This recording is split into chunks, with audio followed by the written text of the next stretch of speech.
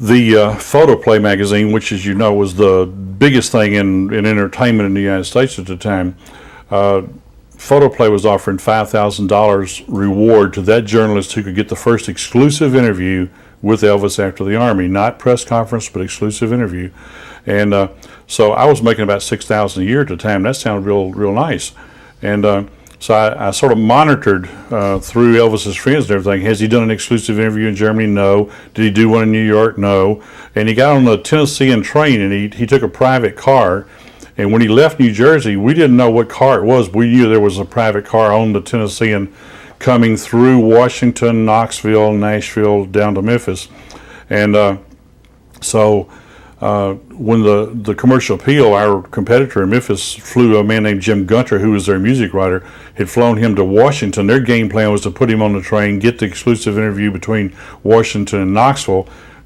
Scripps Howard owns also the News Sentinel in Knoxville. He was to get off the train at Knoxville, file his story back to Memphis, and then when the train came in the next morning, about 9 o'clock on the 7th of March 1960, the people would be reading the Commercial Appeal, the big interview with Elvis Presley. And so when the train left Knoxville, we called and found that Gunter had left the train, but without interview. So we knew that $5,000 was sitting there. And so we hatched a plan where we would drive, have ourselves driven by the office boy up to Grand Junction, Tennessee, which was the last stop before getting into Shelby County. And we got up there, and by this time we knew it was the last car on the train. And so we bought tickets. We were the only two passengers, and we waited around. This thing was wholly pre-planned, and we waited around until the man was yelling, all aboard, just like a movie set. And the train started pulling out, and the man said, aren't you boys going to Memphis? And we acted like we didn't know that the train was actually moving. We said, oh my God. And we ran and jumped on the last car, and he's yelling, that's not the car to Memphis. And I said, well, we'll get on the right car after we get on the train. And we got on Elvis's car, and it had the little aisleway, takes you back into the compartment. And Lamar Fike was traveling with Elvis, and Lamar at that time weighed about 350 pounds, so he easily filled up the aisle. And he knew both of us, and we both named Bill. And he said, hello, Bill. Hello, Bill. Said, what you guys think you're going to do? And I said, we're coming to interview the boss. And he said, I'm sorry, but there's not going to be any interviews. And I said, well, yes, there will be. There'll be one, because we're going to get it. And he said, I'm sorry, but, I got my rules. And I said, well, I'm sorry, too, because we're going to get the interview. And I said, you got two choices. You can either move out of the way, or I'm going to walk over you, one of the two. And so we started having a shoving match, and nobody's mad at anybody, but we started having a shoving match because I want that money, and he wants to do what he's supposed to do. And we're back here making scuffling and making a lot of noise. And Elvis was at the toilet room, if you will, was right at the end of the hallway or aisleway there, and he was in there dressed only in his skivvies, and he was brushing his teeth, and he looked out, and he still had his toothbrush like this, and there's toothpaste all around his mouth, and he said, what's going on out here? And I said, Lamar don't want us on the train. And he looked at him and said, that's okay, let him on. Unfortunately, this is all I have with Bill telling this story on this footage, but I did find an article that will continue what Bill was talking about. It says that when Bill Burke got on the train at Grand Junction, the first person he saw was Lamar Fike, his wide body blocking the passageway, hands held up to keep Burke and a photographer from getting to Elvis Presley down at the end of the car. It was 6:30 a.m. on the morning of March the 7th, 1960, said Burke, the only reporter who slipped onto the chartered Presley train as it made its way from New Jersey to Memphis after the King got out of the Army. We came out on the last stop the train would make before getting into Memphis, Burke said. Lamar heard us. He was about 350 pounds, blocking the whole aisle. And he said, hi, Bill, what you got in mind? I said, I came to interview the boss, and he told us I got to ask you to leave. And I said, listen, you fat SOB, you can do it one way or two ways. Either get out of my way, or I'm going to walk over you. Well, there was a toilet at the end of the hallway, and Elvis was in there brushing his teeth. He came to the door, toothpaste all over his mouth, and said, what's up? Lamar told him, and he said, let him in. So I sat down with him, asked him about his immediate future, how he felt being in the Army. I just looked at it like visiting a friend. Burke, a reporter for the Memphis Press-Scimitar, got $5,000 from Photoplay magazine for his exclusive interview. So Bill actually got that $5,000 that he was after, so good for him. At a time when he was only making $6,000 a year. I told the photographer Bill Leaptrot to take pictures every time he stepped into Elvis's compartment, and in 1 hour he took 360 pictures. Photo play reward for an interview with Presley was like an old wanted dead or alive poster in the Wild West, Burke said. Every journalist in the country was shooting for it, starting from the time Presley left Germany. We knew when the train left Knoxville to Nashville that he still hadn't been interviewed. So 1 hour out of Memphis, when it stopped to pick up mail, we just jumped on. Burke, who had known Presley as a neighbor in the Whitehaven section of Memphis, found it easy to talk with him, although Presley sometimes kept his distance. In the Army days, he would be very shy, and I felt he used that shyness in sort of a professional way. Used it to work for him, Burke said. He was well coached. He came out natural. When he turned to Hollywood, Presley was double-crossed, said Burke. He wanted to do serious movies. He hated those cookie-cutter films. I was sitting there, Colonel Parker right by his side, when Elvis told me, they promised me once I do GI Blues, they'll get me out of the whole routine. Which, of course, they didn't. So I also found the article that paid Bill $5,000. Here is the newspaper article that Bill Burke wrote on that Monday, March the 7th, 1960 in the Memphis Press Scimitar. It says, Elvis home gets warm welcome. Says it's great to be back. Singer puts uniform away, dons the black civvies to meet press. By Bill E. Burke. Elvis Presley, who came home a hero today, was out of the Army uniform and into civvies this afternoon. Elvis appeared at a press conference dressed in black trousers, black knit shirt, open all the way down, the front collar turned up, and black coat. A shining gold medallion hung around his neck. He said he had eaten nothing today and had just been wandering around Graceland since his return. In one corner of a two-room building at the rear of the house where the press conference was held, Elvis's 1956 Christmas tree was lighted. That was my last Christmas at home, he said. Elvis said the hardest part of military life was being away from show business.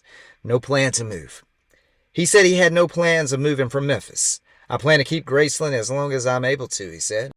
Elvis said that during his Army stint he learned to sleep in the snow for the first time. Besides the Christmas tree and a sign that said, in part, let not your heart be troubled, there were several teddy bears stacked in a corner of the room where the conference took place. Elvis earlier pointed out why he came home on the train. You know, I've been afraid of airplanes, he said. I didn't want to fly back from Germany. I asked them to send me by boat. My orders had been cut. And you know how it is in the Army. They tell you to fly, you fly. King of Rock and Roll arrived in Memphis on the Tennessean about 7:45 a.m.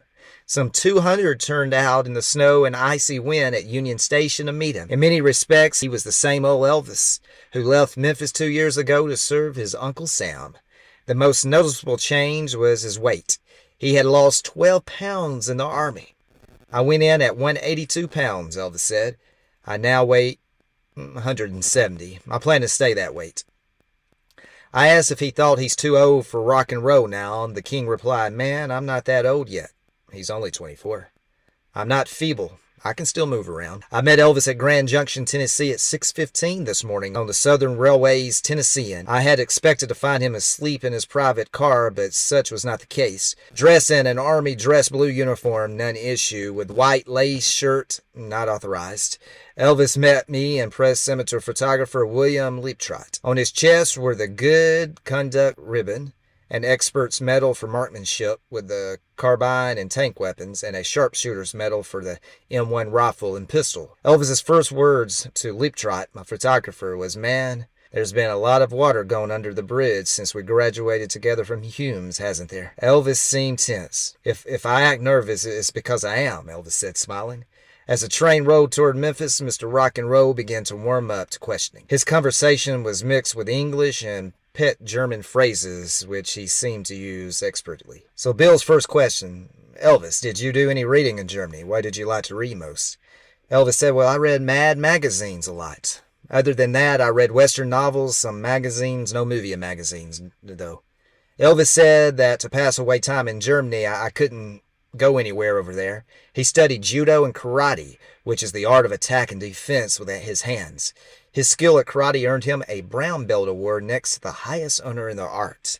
I plan to continue my studies in Hollywood, he said. I can break an inch-wide board now. Any good at judo, I asked. Is he? A companion chimed in, thinking me dumb for asking such a question. Probably Lamar, right? That, fat SOB, as Bill called him earlier. Throughout our talk, Elvis paused a few moments at a time and to hand wrestle with some of his companions, what they didn't put in the movie.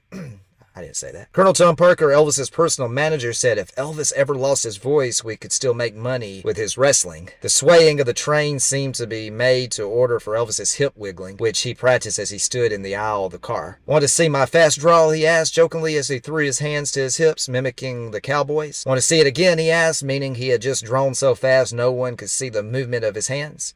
This seemed to set him more at ease as he began to talk more freely. I've missed everything about Memphis, said Elvis. You name it, I've missed it. Elvis told of a harrowing experience while on maneuvers in Germany. He was a scout in an armored outfit. I was driving down a hill between two tanks. The tank on my left lost traction and began sliding sideways down the hill. I was looking at him and laughing. Then I remembered the tank on my right. I looked up and there it was, sliding at me. I yelled to my partner, prepare to jump! I was sandwiched between the two tanks and we slid slowly down the hill. No one was hurt. In the train car with Elvis was Sergeant Rex Mansfield, son of Mr. and Miss Russell Mansfield from Dresden, Tennessee.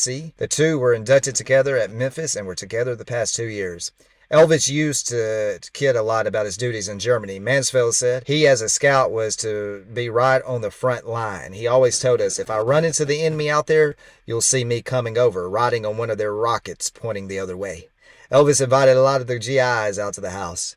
It was really nice having an American home to go in a foreign country and getting good old cooked meals. Mansfield was a tank commander in Germany. It's going to be nice getting home, Elvis said. I've forgotten what the old place, Graceland, looks like. I wasn't there much anyway. He said he had been concentrating more on acting than he used to. My real ambition is to develop as an actor. It's been said I had patterned myself after Frank Sinatra. That's not true. While Mr. Sinatra as an actor is to be admired, I wouldn't want to pattern myself after him. I want to do it in my own way, using my own techniques and styles. To keep in practice, Elvis said he would sing a lot in his house in Germany. Bill asked, well, do you plan to wiggle your hips when you go back to singing? I'm going to sing and I'll let the shaking come naturally. If I had to stand still and sing, I'd be lost. I can't get any feeling that way. On his romantic life, Elvis said, I don't know who I'll go with in Memphis. I've been gone a long time. I guess I'll just let nature take its course. As the train got in Memphis, Elvis looked out the window at Memphis State University. 18 months out of the country is a long time, he said. It has been a good experience in many ways. I have learned quite a bit, and I'm glad to be back. I really don't know what's ahead. I'm not exactly worried, but I'm not sure of myself either. Will he be quick to get out of the Army uniform now that he is back at Graceland? I'm kind of proud of this uniform, he said. If I weren't, I wouldn't be wearing it now. Looking at his watch, Elvis appeared to be studying its face. Then he said, I've been out of the Army 42 hours now. Yeah, 42 hours. The navy blue Army jacket he was wearing had bright yellow staff sergeant stripes on the sleeves, and though Elvis was discharged a sergeant, one less stripe. It was the tailor's mistake in Germany, Elvis explained. We had a rush job on it the last day there. I called and told him to sew on sergeant stripes, and he added a fourth stripe. The train stopped at Button Station, and there was a crowd of about 20 hardy persons braving the rain to glimpse their idol.